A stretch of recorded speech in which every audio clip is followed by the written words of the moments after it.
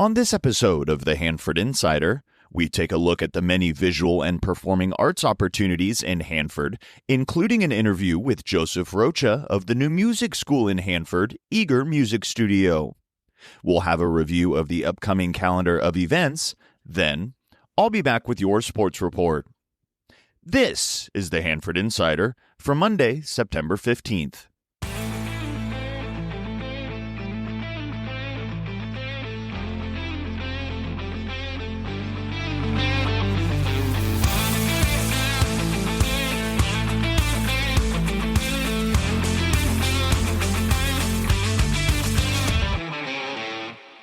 Welcome to the Hanford Insider Podcast, where we bring you closer to the heart of our community. I'm your host, Rob Bentley. Each episode, we highlight the stories, events, and people that make Hanford such a unique place to call home. From local history and culture to what's happening around town today, we're here to keep you connected and in the know.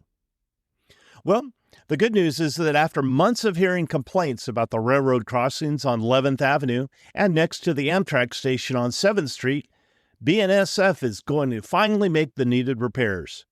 The bad news is that in order to make those repairs go faster, they're going to completely close both crossings this Monday and Tuesday. So if you regularly drive in that area, you're going to want to avoid it until repairs have been completed. This likely means that rail traffic through town will also be slower, so everybody needs to plan ahead for potential delays.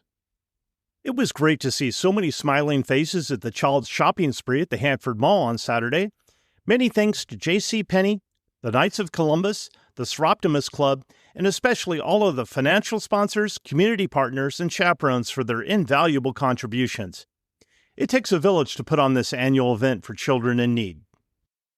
The Hanford Christmas Parade Committee is proud to announce that Tyree Reed, also known as the Bless You Man, has been selected as the Grand Marshal of this year's parade, which will be held on Friday, November 28th, the day after Thanksgiving.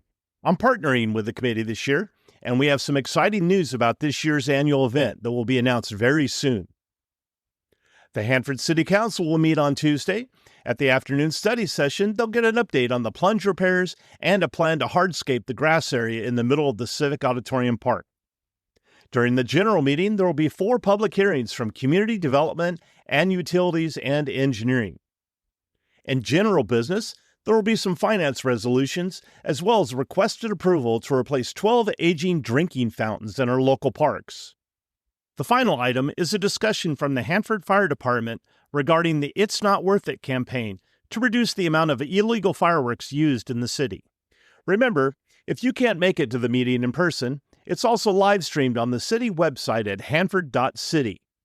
Be sure to check back with the Hanford Insider for Mayor Travis Payton's Wednesday wrap-up, where he gives us a short recap of everything that happened at the meeting. This is a reminder that both the Hanford branch and the Lemoore branch of the Kings County Library are closed for remodeling for about a year. The Lemoore branch will be served by the Kimball Mobile Library, and the Hanford branch will have a temporary location open on October 7th near the Costless at 11th and 198.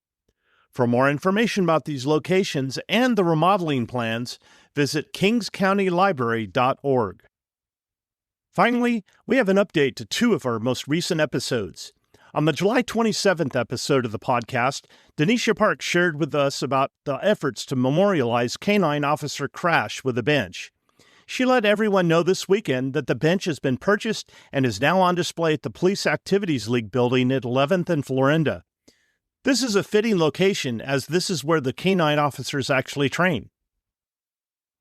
And on the August 24th episode, we heard from Christy Camara about her efforts to get Weiland's Law passed and to Governor Newsom's desk for signature.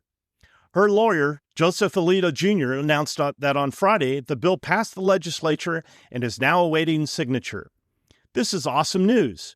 If you're a new listener and haven't learned about these issues, I encourage you to go back and listen to these episodes. In fact, over 100 past episodes are all available for download at www.hanfordinsider.com. Thanks for your support. Now let's take a look at this week's community calendar. Coming up on Thursday, September 18th, the Hanford Council Corner will be held at Fire Station Number 3 at 1070 South 12th Avenue. This will be with Mark Kyrus and Chris Tavares from 7 a.m. to 8 a.m. At the Thursday Night Marketplace this week, it's Board Appreciation Night with the Classic All-Stars Band. The Carnegie Museum of Kings County's History of Agriculture in Kings County Part 2 is open Fridays, Saturdays, and Sundays from 1 p.m. to 5 p.m. through December 14th. They'll be holding their third annual gala fundraiser on October 25th at the Hanford Civic Auditorium, and you can get your tickets at the museum during regular hours or online at carnegiemuseumofkingscounty.org. This Saturday night, September 20th, is the annual Blues Festival in the Civic Park. Admission is free. Come on down and enjoy some great music, drinks, and food vendors. The lineup includes Mark Hummel with Anson Funderburg, Mike Hammer and the Nails, and the John Clifton Blues Band. This 24th annual festival is one of the only free festivals in the entire country. Thanks to Main Street Hanford for sponsoring this event. On September 24th, Kings Community Action will be hosting an environmental justice community workshop from 6 p.m. to 8 p.m. at their offices located at 1130 North 11th Avenue. The Kings County Resource Fair is on Thursday, September 25th in the Hanford Civic Auditorium from 5 p.m. to 7 p.m. There will be lots of resources about vocational training, mental health and behavioral supports, special education, county services, and community programs. If you have an event coming up and you'd like some help getting the word out, let's work together. Send your information to hanfordinsider@gmail.com. Be sure to subscribe to my weekly newsletter to get a complete calendar of events. It's the most comprehensive community calendar available.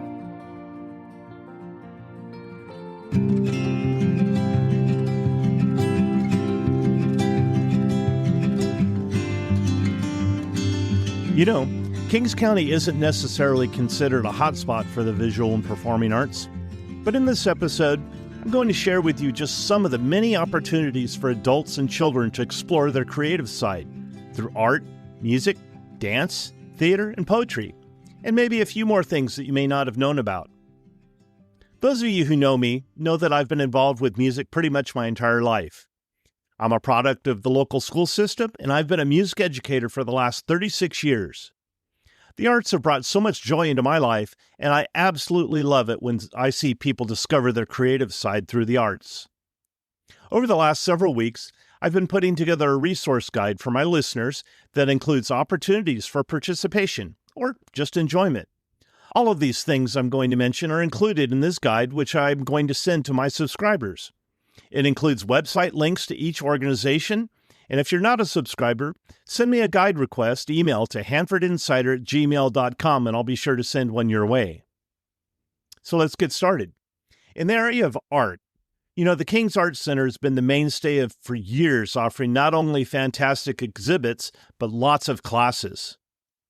Board and Brush in downtown Hanford offers a Make It, Take It for home decor. The Kings County Art League has a different artist exhibition each month at the Cornerstone Cafe in the Fast Plaza. This month's featured artist is Diana Leone. There are lots of creators that don't have a fancy storefront or a website, but you can find them on social media such as Tipsy Canvas and a new one called Create and Connect 559 on Instagram. Kings County has a few museums as well.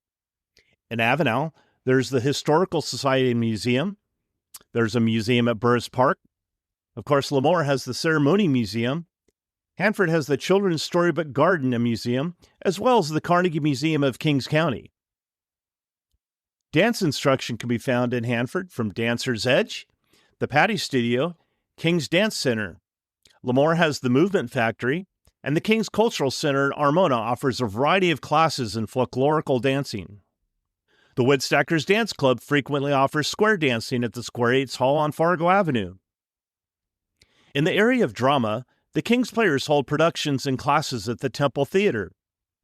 The Hanford Multicultural Theater Company holds classes and live events at the Little Brick Theater in downtown Hanford. Sierra Pacific, Hanford West, Hanford High School, and Lemoore High School all present a musical each spring. The Hanford High District Performing Arts also puts on a summer production with school children. There are lots of opportunities for live music performances as well. School groups usually present 2 to 3 concerts a year. Adults who enjoy a night out might consider the Fox Theater, Lush Fine Wine and Beer, Hop Forge Brewing, or Plan B Tap House. They all regularly feature local and touring groups. Some of our best local musicians, such as Travis Brooks and Tim Mattis, are regulars at these night spots. The Bobby Seals Whiskey River Band presents a dance at the Fraternal Hall in Hanford just about every Monday night. The local school music programs offer a variety of ensembles for children to perform in during the school day. But what about students who attend charter schools or adults who may want to pick up a new instrument? Well, you're in luck there too. The King's Cultural Center offers music lessons as part of their mariachi program. There are several music teachers in our area who offer lessons on piano, voice, string, and wind instruments. Shirley Lay, a Hanford High School alum and a fantastic flute player, has opened up the Music School of Hanford, offering lessons and recitals on many instruments. And one of the new opportunities that we have here in Kings County is the Eager Music Studio in Hanford that just opened up in August. And I'm here with Joseph Rocha, the owner of Eager Music Studios. How are you doing, Joseph? I'm doing very well. Thanks for having me on. So, Joseph, you're a local, actually. You've got family here. I know originally you opened up your first studio in Tulare, but tell us a little bit about your music background and why you decided to open up a music studio. So, my beginning in music started back when I was 7 years old. I was really interested in music due to the local Portuguese community band in Tulare, Filarmónica Portuguesa de Tulare. My neighbors played in that band, and my parents are Portuguese. I'm Portuguese. We'd go to the Portuguese functions. And I remember vividly a time where we went and saw them play. And I told my dad, I was like, that's something that I want to do. So they had a school program, like a feeder program through that organization. My dad put me in, and he asked me, he's like, what instrument do you want to play? And I was like, I don't know. And he goes, you know what? You should play sax. So he bought me a sax, and off I went. So that's what kicked it all off. And by the time I was 9 years old, I was marching with the adult band, the big band, probably one of the youngest guys there. And it was a great opportunity because I didn't have music in my elementary school growing up. So that was my outlet. From there, my brother joined as well through that kids program, and he played the trumpet. So I would fiddle around on his trumpet at home and picked up a brass instrument and started learning that way. My dad wanted me to play accordion. So in 6th grade, I was doing accordion as well, and then acoustic guitar for some other Portuguese things. And by the time I was in 8th grade, I was pretty fluent on a couple of different instruments and definitely was super excited to join the high school marching band. And that's when things really kind of like a light switch went off in my head. Was my sophomore year of high school. I took a music elements class because I didn't want to take, I forgot what class it was, like PE or something like that. I was like, I don't want to do this. Of course. Yeah. So I was like, I don't want to do PE, and music just seemed interesting. And I really, really looked up to my band director as Mario Capote, still there, I believe. And yeah, he certainly is. Yeah. And he was very influential. So I took this music elements class, and just learning how music worked. I don't know, I was like a kid in a candy shop learning about music theory and composition and structures. And it was at that moment that I decided I wanted to become a music teacher. That's all I ever wanted to do from that moment forward. So I went to Fresno State to major in music education. I taught in a classroom for a couple years, about 4 years at my old elementary school, Tipton Elementary. Decided that classroom teaching wasn't for me. I taught at a couple private studios in and around Visalia, and then noticed that, Tulare has a big market opportunity and no outlet for students to learn how to do music outside of just their school band programs. It wasn't an opportunity that I had growing up, and I thought, well, why not me? I can give it a shot. And we opened Eager Studios in April of 2018. That's great. Well, I've heard great things about the studio in Tulare, but you saw an opportunity in Visalia as well, yeah? Visalia is a little different than Tulare. So Visalia already had a couple of established music schools at the time, Grace Note and Visalia Music School. So it's a bigger city, and I believe White's Music also did some lessons, and a lot of private outfits were doing lessons from home or traveling. So the market, from a business perspective, seemed a little cluttered, even though there was a lot of, population-wise is a lot bigger. But I just felt like Tulare was really underserved. So when I was working at one of the Visalia studios, a lot of my personal students were coming in from Tulare, and I'm talking North Visalia, and we had students coming from all the way to Tulare, all the way north. It's easily a 20, 25, maybe a 30-minute drive for them both ways. And I just thought, why do they have to go so far to get a quality music lesson or music education, or just interested in exploring what the music world has to offer? Why can't they do that from the benefit of their own town? And that was really my driving force there. But early on, I had a very specific vision on what a music studio should be. And I structured our studio to kind of exemplify my philosophies regarding that, which I feel like were very, very lacking in other, how do I put this? In other established studios. It's kind of hard to say without going into more detail about it. Yeah. So I wanted to create something that had that my philosophy in mind and that vision and what I thought was best for students coming into the music world for the first time, or as wanting to improve on their instrument. Yeah, for sure. So in Hanford, a lot of people that have been here a while will remember Peterson's Music Store. They remember Fife and Drum and the old Kings Mall. Moving over to 11th and Grangeville, you had Simonton's, you had Bob's Music, and then White's Music, and then they moved over by the Plunge. But when White's Music closed, we lost a huge resource for not only instruments and instrument service, but music lessons. And I can't tell you the number of times that I've had people call me looking for a piano teacher or a voice teacher. And it's great to have you in town. You've been open here in August, and ironically, right across the street from where the music stores were in the Safe Mart Center area. So welcome to Hanford, and let's hear about this studio and how it's been growing. So I started the studio in April of 2018, and I started very, very humble beginnings in through the Portuguese band room. They allowed me to kind of start a little private lessons thing on my own there, but quickly throughout that year, I started in April. By September, I had established about 30 to 40 students on various instruments. And at that point, I decided to find a commercial location. So this is a funny story. I love telling this story to like employees or students, anyone who wants to know the history of the studio. So we get our own little 900 square foot studio on Tulare Avenue, and we open up the last week of August, getting everything set up. And we run one full month of lessons. And it was last Saturday of September, I get a phone call saying, "Hey, are you the owner of the building? Are you renting this building?" I was like, "Yeah." It's like, "Well, this is the fire department. There's a fire next door, and you got to come and evacuate all your stuff." Oh, no. Yeah, it was quite the shock. I was taking a nap and got that call.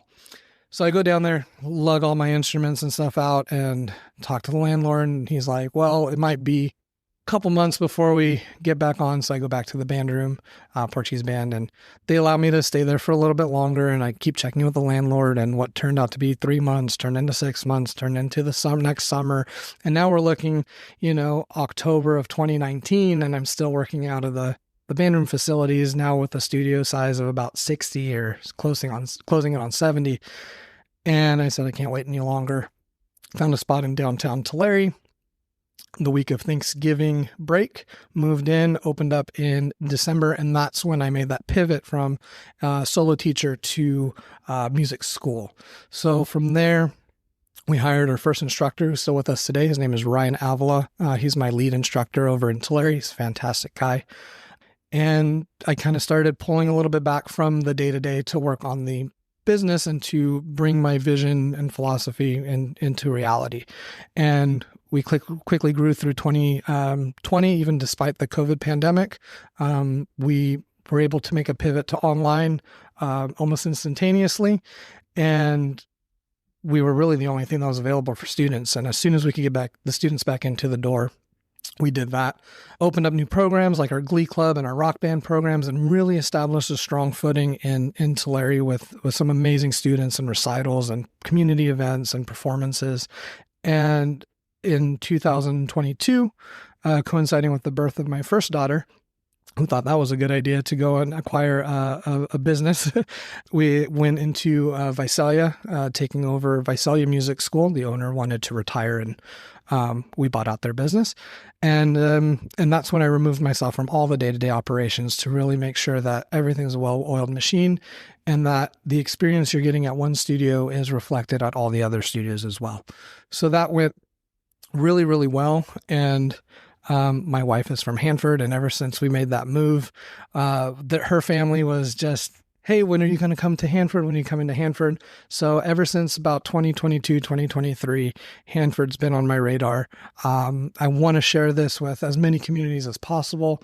And, timing was right. And again, coinciding with the birth of my second daughter, a couple months later, I found an awesome location and couldn't pass up the opportunity, decided to pull the trigger on it. And I'm super excited to be here to be able to serve Hanford and the Hanford community. So let's talk about this location. It is at 11 the Grangeville, but it's actually tucked a little bit behind Taco Bell. And tell us about your facility, your practice rooms. I got a little tour ahead of time, ahead of the interview. But tell us about kind of the schedules that you have and especially the classes that you offer, the instruction that you offer. Yeah, so our classroom or our studio location is a very modest 3-classroom studio with a welcoming lobby area, a little break room in the back, which we're sitting in now, and a bathroom. We have 3 classrooms. 2 of them are completely outfitted for piano, guitar, voice, drums, and any sort of I always call them band instruments. So your woodwinds, your brass, or orchestral instruments like violin or viola. I think at the moment we teach everything except for those orchestral instruments, but we're planning and hopefully going to find some of those specialized teachers to be able to offer those instruments here as well. And also bring some of our group programs here, which like our Glee Club, which is our group voice classes, our junior rock bands and our advanced rock band classes as well. And hopefully in the near future, be able to offer recitals and performances around the community, just like we do in Tulare and Visalia. Yeah, that's fantastic. And I know that people have been anxious for your opening. And how can they find out more about the Eager Music Studios? I know you have a social media presence and a website. Can you give us a plug on those? Yeah. So our website is www.eagerstudios.com, and you can find us on social media on Facebook, Instagram, YouTube at Eager Studios. And you can give us a call, 559-315-2263. And from there, you'll find the call menu for one of our 3 studios. But the best way that I say to any inquiring families or students is if you go on our website, right on the homepage, you can book a free meet and greet with us, which allows you to come on in, check out the space, meet with our staff and teachers, and we'll sit down with you and go over all of our class options, all of the benefits to the different options, our pricing, our class structures, the way the lessons work and operate, our curriculum. We literally sit down with you and give you all the information up front before you pay a dime, because we want to make sure that what we're offering is a good fit for you and your families. So what better way to do that than to have you come on in beforehand and get to meet everyone and see the space. So you can do that on our website. You can select the button that has your preferred location, or you can do so by calling in and we can schedule that for you. That's fantastic to be able to kind of test the waters, as it were, before you go into your first lesson. That's quite an opportunity. Once again, it's Joseph Rocha from the Eager Music Studio in Hanford. And Joseph, I can't wait to see your first recital. Thank you very much. It was a pleasure to be on. Thank you so much for having me. And so there you have it. That's a great list of opportunities to explore your creative side. If you're offering a class or a service and it's not on the list, let me know, and I'll be sure to add it to the resource guide. Now here's Eric with your Hanford Insider Sports Report. And now it's time for Hanford Insider Sports with Eric Bentley.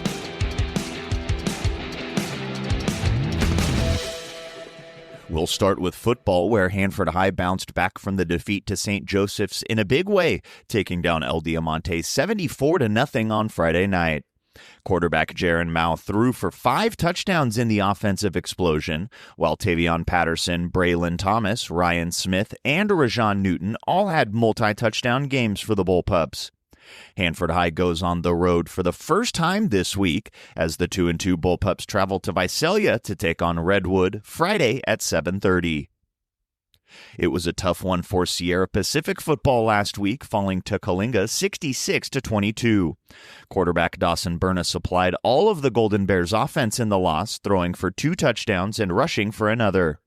This week, the 2-2 Golden Bears will get a much-needed break as they'll be on bye. And Hanford West football fell to Kerman at home last week, but for the first time in over a calendar year, the Huskies put points on the scoreboard. A nice kick return at the end of the third quarter set up an 8-yard rushing touchdown early in the fourth. Then the Huskies punched one in a little later from a yard out. A small bright spot in the 49-14 loss, as Hanford West will gear up for this week's Friday night home game with Menachie. Over to girls volleyball now, where Hanford West went 1-1 on the week, taking down Tulare Western before seeing their 7-game win streak come to an end at the hands of El Diamante. The Huskies sit at 7-2 overall with a few matches left before league play starts. Hanford High girls volleyball had a busy week, taking down Sanger West in straight sets before playing 6 tournament games over the weekend. The Bullpups went 3-3 in those games, taking down Independence, Exeter, and Mission Oak, and now find themselves at 9-9 overall. And Sierra Pacific girls volleyball picked up only 1 win in their 4 games last week, beating Liberty in tournament action. Out to the pool now, where of all the Hanford teams, both boys and girls, Sierra Pacific girls water polo were the only victors last week, picking up a 16-6 win over Lemoore on Tuesday before taking down Golden West 10-3 on Thursday to improve to 6-2 overall on the year. Mia De La Torre continues to pace the Golden Bears offense, scoring 10 of the 26 Sierra Pacific goals in their last 2 games. The action intensifies this week as the Golden Bears take on Tulare Union Tuesday before hosting the Golden Bear Invitational Tournament this weekend. As always, we like to cover as many sports as we can, but we can only do so much without you. Any sport, any team, any level. If you have a score report, a story idea, or a team update, please let us know at hanfordinsider@gmail.com. I'm Eric Bentley, and this has been your Hanford Insider Sports Report. Well, that's all the time we have for this week's show. If you enjoyed this podcast and you'd like to show your support, you can go to buymeacoffee.com/Hanford Insider to make a donation. If you'd like to join the Hanford Insider email list, stop by my website at hanfordinsider.com to sign up for updates. You'll also get an exclusive copy of my newsletter in your inbox each week. I also need your help getting the word out about the show by liking and sharing on social media or just telling a friend. For more information about the show, you can find this podcast on Facebook, Instagram, Threads, X, and YouTube at Hanford Insider. If you have a show idea, be sure to email me at hanfordinsider@gmail.com and I'll look into it. Thanks for listening. Have a great week.